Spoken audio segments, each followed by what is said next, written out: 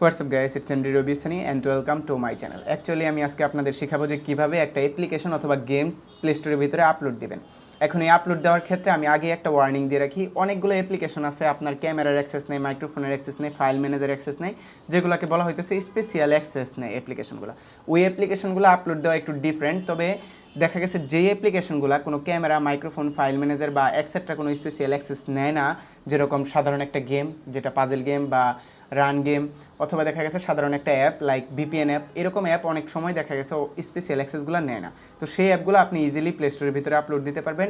আর কীভাবে easily play স্টোরের ভিতরে গেমস অ্যাপ বা পাজেল গেম বা রান গেম অথবা বেসিক একটা অ্যাপ্লিকেশন আপলোড দিতে হয়, ওইটাই শেখাবো। নট লাইক যে একটা অ্যাপ যেটা কিনা ক্যামেরা, মাইক্রোফোনে অ্যাক্সেস নিতেছে ওই অ্যাপ। ওকে, তো চলুন শুরু করা যাক। প্রথমে একটা অ্যাপ আপলোড দিতে আপনার যেটা প্রয়োজন হবে এটা হলো এবিবি ফাইল। বর্তমানে প্লে স্টোরের ভিতরে .abb ফাইলগুলো আপলোড দিতে হয়।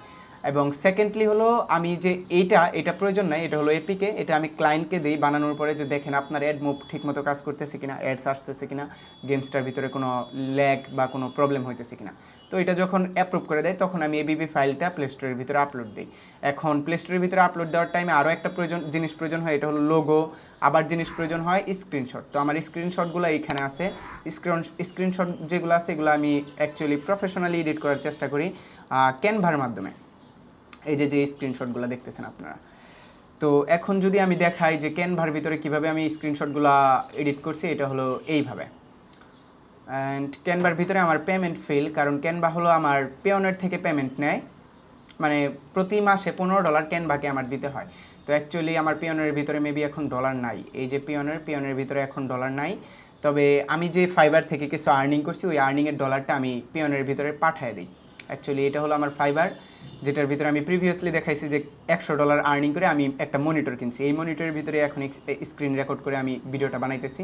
তো ফাইবার থেকে আমি $36 যদি ব্যাঙ্ক ট্রান্সফার করে দিই পিওনারে, ইনস্ট্যান্ট ট্রান্সফার হয়ে যাবে কোনো প্রবলেম ছাড়া। যেরকম আমি $36 আমার আর্নিং ফাইবার থেকে যেই ইনকামটা করছি এটা আমি এখন পিওনারে পাঠিয়ে দিছি। যদি আপনাদের দেখায় এটা এখন রিলোড দিলে দেখবেন যে এটা $0 হয়ে গেছে। আর সেই সাথে পিওনারের ভিতরে ওই ডলারটা আইসা পড়বে। আই থিঙ্ক পিওনের আসতে 1 মিনিটের মতো টাইম লাগবে, তারপরে পিওনের থেকে আপনার এইখানে পেমেন্টটা হয়ে যাবে সুন্দর করে। তো এই ছিল আমার যে কয়টা জিনিস। তারপরে আরেকটা জিনিস প্রয়োজন হয়, এটা হলো যে আপনার টাইটেল এবং ডিসক্রিপশন। তো এই কয়টা জিনিস এবং লাস্ট আরেকটা আছে, এটা হলো প্রাইভেসি পলিসি। বেশি কথা না বাড়িয়ে আমরা আপলোড পর্বটা শুরু করি। লাইক প্রথমে একটা প্লে কনসোলের ভিতরে ঢুকতে হবে। এটা হলো প্লে কনসোল, যেটা আমার, কিন্তু আমি আপলোড দেবো ক্লায়েন্টের প্লে কনসোলে, যেটা কিনা অ্যাক্সেস আমাকে দেওয়া হয়েছে। আর এই হলো ক্লায়েন্টের প্লে কনসোল, যেটার ভিতরে কোনো অ্যাপ নাই, একদম নিউ। তো create new app, colour rush war. তো আমি এগুলো ক্যাপিটাল লেটার দিয়ে দিই, WCR। এটা হলো একটা গেম, তারপরে হলো এটা ফ্রি, এবং এগুলো সব টিক মার্ক দিয়ে দিই। এবং আমার পিওনের নোটিফিকেশন এসে পড়ছে যে আমি পেমেন্ট রিসিভ করছি মাত্র।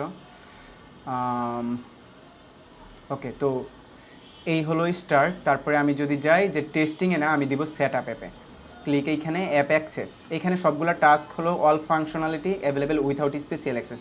এটাই হলো ওই পর্বটা যেখানে আমি বলছিলাম যদি মাইক্রোফোন, ক্যামেরা অথবা ফাইল ম্যানেজার অ্যাক্সেস নেয় তাহলে যে এটা সিলেক্ট করতে হবে, তখন আরেকটু অ্যাডভান্স লেভেলের সেটিং চেঞ্জ করতে হবে, এতে করে আপনার অ্যাপটা আপলোড হবে, না হবে না।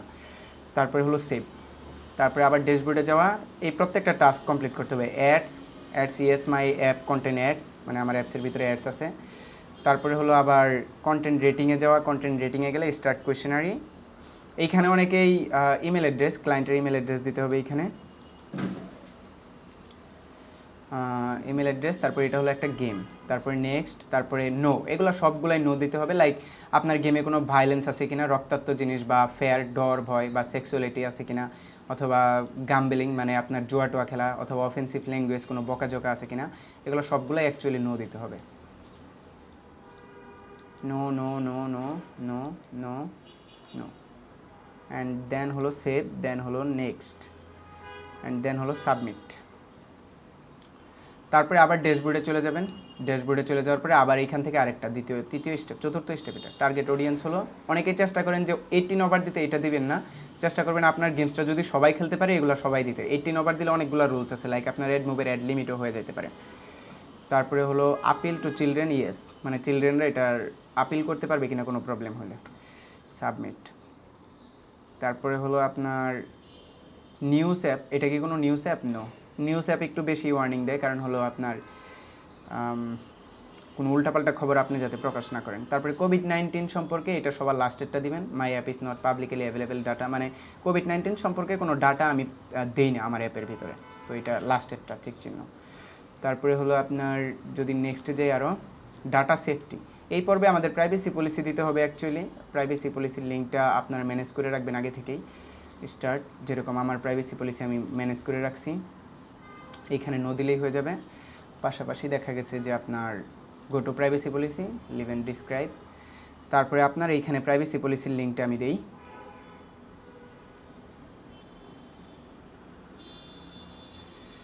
তো এটা হলো আমার প্রাইভেসি পলিসির লিঙ্ক। এটা যদি আপনারা দেখেন যে এইখানে privacy policy, colour rush war, তারপরে হলো আপনার বিভিন্ন রকমের ডাটা দেওয়া থাকে যে আমার ইউজাররা গেমটা খেলবে, কোনো অফেন্সিভ ল্যাঙ্গুয়েজ থাকবে না, কোনো প্রবলেমে পড়বে না, তাদের ট্রান্সফার অফ ইউর পার্সোনাল ডাটায় কোনো হ্যাম্পার আসবে না, বা তাদের পার্সোনাল ডাটা অন্য কারো কাছে বিক্রি করে দেওয়া হবে না, এরকম টাইপের কথা বলা হয়ে থাকে। তো আমি এখানে প্রাইভেসি পলিসিটা দিই, প্রাইভেসি পলিসি ইউআরএল দিয়ে জাস্ট এখানে সেভ দিয়ে দিলাম। সেভ দিয়ে অ্যাপ কন্টেন্টে আবার চলে যাব আমি।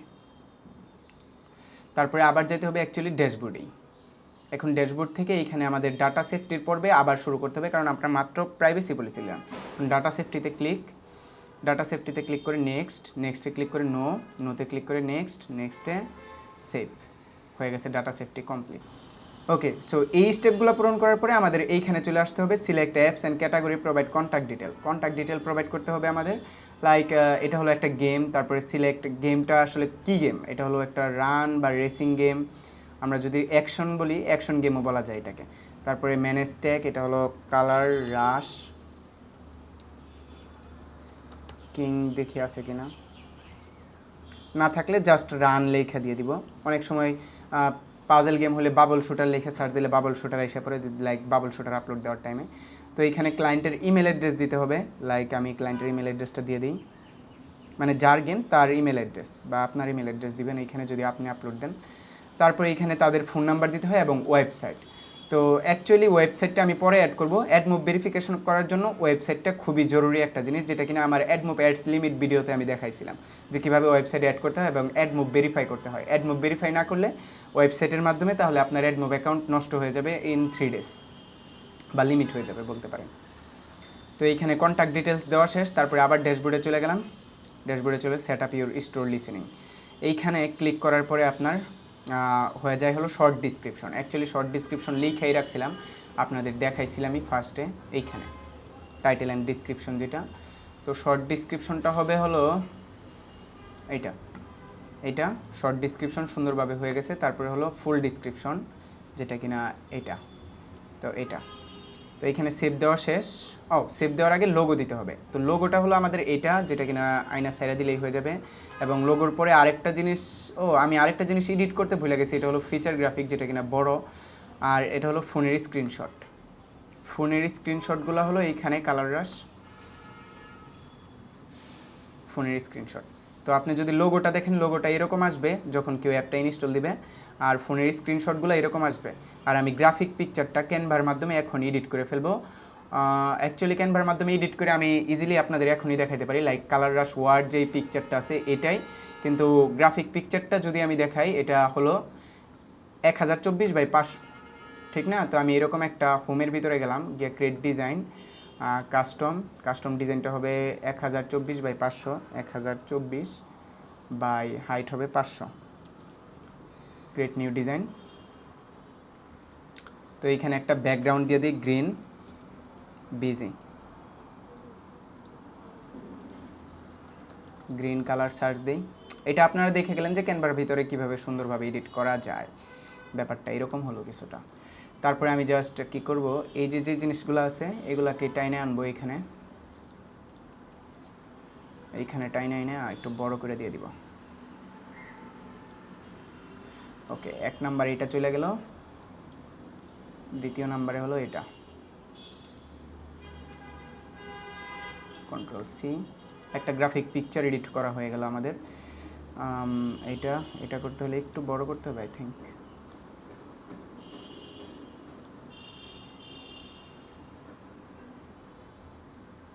ধরা যায়, এটা ঠিক আছে। তারপরে আমাদের লোগোটাও লাগবে এইখানে, কালার রাশ ওয়ার্ড লোগো যেটা আছে এটা মেবি ডাউনলোড করাই তো আছে, ডাউনলোড করাটা থেকে দিয়ে দিই।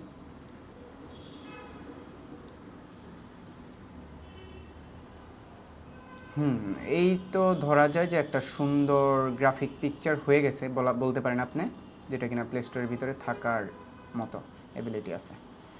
আচ্ছা আচ্ছা, সেন্টার হয়ে গেছে। এখন জাস্ট এটা ডাউনলোড দিয়ে দিই।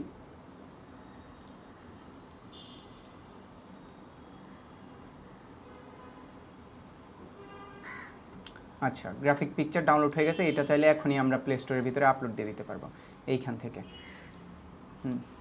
তো আমাদের স্ক্রিনশট হয়ে গেছে, লোগো হয়ে গেছে, স্ক্রিনশটও হয়ে গেছে। এখন গ্রাফিক পিকচারটা হইতে এই জাস্ট হয়ে গেছে গ্রাফিক পিকচারটা। তো সুন্দর মতো অ্যাপটা আপলোড দিয়ে দিলাম, সেভ। এখন সেভ দেওয়ার পরে আমাদের আর এইখানে মেবি আর করার কিছু নাই। তারপরে আমাদের চলে যেতে হবে প্রোডাকশনে। ওকে, আমরা কিন্তু ড্যাশবোর্ডের সকল কাজ শেষ করে ফেলছি, যার কারণে সেটআপের যে স্টেপটা আছে ওটা কিন্তু চলে গেছে। এখন কিন্তু starting now release your app, এটা কিন্তু আলাদা।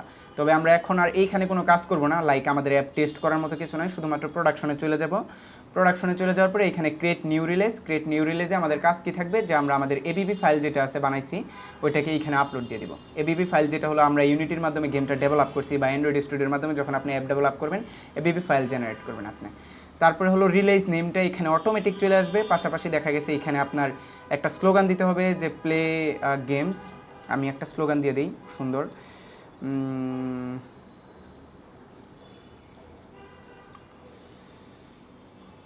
Classy or colour game. আচ্ছা, এইখানে না, এইটা দিই,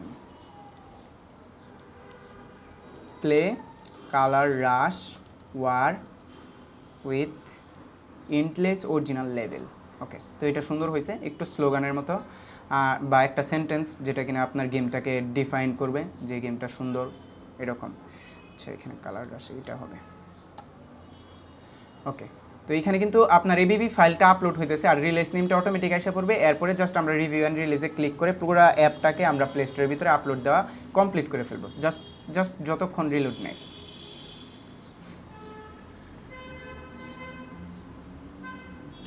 আচ্ছা, এই রিলোড বলতে কি এখানে আপলোডটা হয়ে গেছে। এখন যদি আপনারা দেখেন এই ভার্সন 1 আপলোড হয়ে গেছে, তারপরে এতটুকু কমপ্লিট, সেভ দিয়ে জাস্ট আমরা এখন নেক্সটে চলে যাব। রিভিউ অ্যান্ড রিলিজে গেলে হয়তো বা দুইটা ওয়ার্নিং আসতে পারে, যেটা সবসময় দিতে পারে আপনার নো কান্ট্রিজ অর রিজন।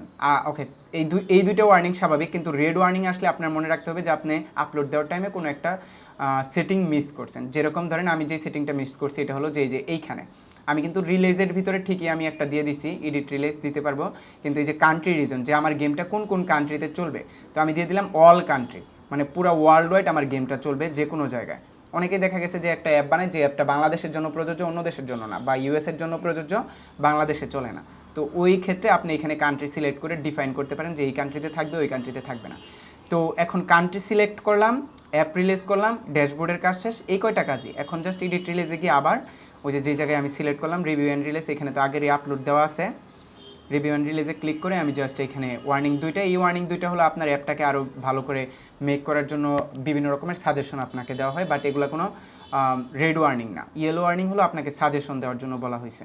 তারপরে হলো start roll out production. And আপনি যদি দেখেন যে এইখানে আমাদের অ্যাপটা ইন রিভিউ চলে গেছে। এখন যদি আমরা অল অ্যাপসে চলে যাই, এতক্ষণ যেরকম একটা ফাস্ট অ্যাপ রিলিজের সিস্টেম ছিল, এখন কিন্তু আমরা আমাদের অ্যাপটাকে ইন রিভিউ ফেলাই দিছি, অর্থাৎ আমাদের এই অ্যাপটা এখন প্লে স্টোরে চলে যাবে। জাস্ট প্লে স্টোরের ভিতরে রিভিউ করবে এবং 3 দিন বা 4 দিন রিভিউ করার পরে প্লে স্টোরে এটা আমরা পাবো। লাইক এই যে ভিউ অন গুগল প্লেতে ক্লিক করলে আমরা প্লে স্টোরে পাবো, এখন যেটা নাই। তো এখন অ্যাপটা সম্পূর্ণ কমপ্লিট হয়ে গেছে আপলোড দেওয়া। এবং অ্যাপ আপলোড দেওয়ার পরবর্তী টাইমে আমার কিছু কথা বলার থাকে, লাইক আমি যে অ্যাপটা এডিট করলাম ক্যানভার মাধ্যমে, মানে অ্যাপের স্ক্রিনশটগুলো, ঠিক ওই রকমই দেখা গেছে সামটাইম অ্যাপটাও এডিট করা হয় ইউনিটির মাধ্যমে আলাদাভাবে। গ্রাফিক ডিজাইন একটা আলাদা সেক্টর, আপনার অ্যাপের ইউআই ডিজাইন, তারপরে অ্যাপের ফাংশন ডিজাইন, অ্যাপের পাবলিশিং সিস্টেম, এই কয়েকটা ডিজাইন কিন্তু বা এই কয়েকটা সিস্টেম কিন্তু আলাদা আলাদা স্টেপ। তো এটার ভিতরে আমি দেখলাম যে অ্যাপটাকে কীভাবে পাবলিশ করতে হয়, এবং অল্প আপনারা গ্রাফিক সম্পর্কে ধারণা নিয়ে নিলেন যে আমি কীভাবে ক্যানভার মাধ্যমে এডিট করি। ফর এক্সাম্পল ক্যানভাতে লাস্ট পেমেন্ট ফেল, কিন্তু এখন পেমেন্টটা হয়ে যাবে, কারণ আমি পেওনিয়ারে কিন্তু আমার এখন ডলার ঢুকে গেছে। যদি আমি দেখি যে আমি ফাইবার থেকে যে ডলারটা নিলাম এটা পেওনিয়ারের ভিতরে চলে আসছে, হয়তো এখন $33 দেখবেন। এই যে যেরকম ফাইবারের ভিতরে $36 আর্নিং ছিল, ওইখান থেকে $3 আপনার ফি কাটছে, মানে আমার ফি কাটছে, তারপরে $33 আমি রিসিভ করছি। আর এইটা হলো আমার ফাইবার অ্যাকাউন্ট, যেটার ভিতরে অ্যাকচুয়ালি আমি অ্যাপ্লিকেশন ডেভেলপমেন্ট নিয়ে কাজ করতেছি। টোটাল আমি $200 মতো আর্নিং করছি ফাইবার থেকে। So that's all guys. যদি আমার এই ভিডিওটা আপনাদের ভালো লাগে থাকে যে কীভাবে আমি প্লে স্টোরের ভিতরে একটা অ্যাপ আপলোড দিলাম, এটার ভিতরে আপনারা ছোটো করে দেখে নিয়েছেন কীভাবে ফাইবার থেকে ডলার উইথড্র দিয়ে পিওনিয়ার নিলাম, আবার পিওনিয়ারের ভিতর থেকে অ্যাকচুয়ালি খরচ হবে ক্যানভার ভিতরে। লাইক এই যে এটা যদি আমি দেখাই যে ক্যানভা, এই যে ক্যানভা $15 করে আপনার নেয় আমার কাছ থেকে, $15 করে নেয় প্রতি মান্থলি ইউজ করার জন্য। আর ক্যানভা দিয়ে কীভাবে আমি একটা লোগো ডিজাইন করি বা স্ক্রিনশট ডিজাইন করি, এটাও আমি আপনাদের অল্প দেখানোর চেষ্টা করছি। আশা করি এই ভিডিওটা সম্পূর্ণ আপনাদের ভালো লাগছে। যদি ভালো লেগে থাকে তাহলে অবশ্যই লাইক দিবেন and subscribe my channel to stay with me.